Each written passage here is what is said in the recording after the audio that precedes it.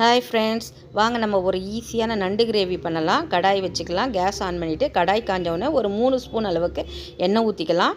எண்ணெய் காஞ்சதும் நம்ம 1 ஸ்பூன் அளவுக்கு சோம்பு போட்டு, சோம்பு பொரிஞ்ச பிறகு 2 பச்சை மிளகாவும் கொஞ்சம் கருவேப்பிலையும் ஒரு 2 மீடியம் சைஸ் ஆனியனும் போட்டு நல்லா ஃப்ரை பண்ணி எடுத்துக்கலாம்.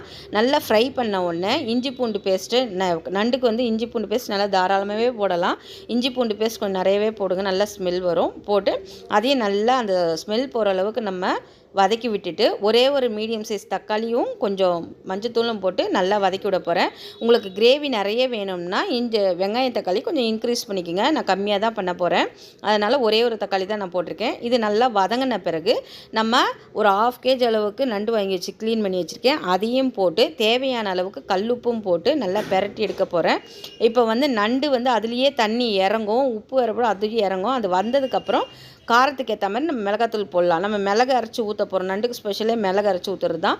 மிளகு அரைச்சி ஊற்றுறதுனால மிளகாத்தூள் நான் கம்மியாகவே போட்டு நல்லா பெரட்டி அதுலேயும் கொஞ்சம் தண்ணி இறங்கி வந்திருக்கும். இப்போ தேவையான அளவுக்கு ஒரு 2 டம்ளர் அளவுக்கு நான் தண்ணி ஊற்றுறேன். உங்களுக்கு நிறைய கிரேவி வேணும்னா அதுக்கேற்ற மாதிரி தண்ணி ஊற்றி நீங்கள் தேங்காய் அரைச்சி ஊற்றிக்கலாம்.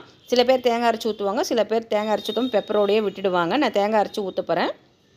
இப்போ தண்ணி ஊற்றி அதை நல்லா கிளறி விட்டுட்டு மூடி வச்சிடலாம். ஒரு 1 மினிட் கழிச்சு நம்ம திறந்து பார்த்தோம்னா அது நல்லா தளன்னு கொதி வரும்.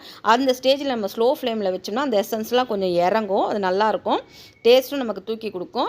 இப்போ வந்து பாருங்கள், நல்லா வந்து ஸ்லோவில் வச்சு நல்லா தளன்னு கொதிக்கும். அதுக்குள்ளே நம்ம வந்து பேஸ்ட் ரெடி பண்ணிக்கலாம். மசாலா பேஸ்ட் ரெடி பண்ணிக்கலாம். 1 ஸ்பூன் அளவுக்கு சோம்பு, 2 ஸ்பூன் அளவுக்கு மிளகு, ஒரு 1/2 முடி வந்து தேங்காய் போட்டு நல்லா ஃபைன் தண்ணி ஊற்றி கொஞ்சம் தண்ணி ஊற்றி ஃபைன் பேஸ்ட்டாக அரைச்சி வச்சுருக்கேன். இப்போ பாருங்கள் எவ்வளோ தண்ணி இருந்தது, அதுக்குள்ளே சுண்டி போச்சு.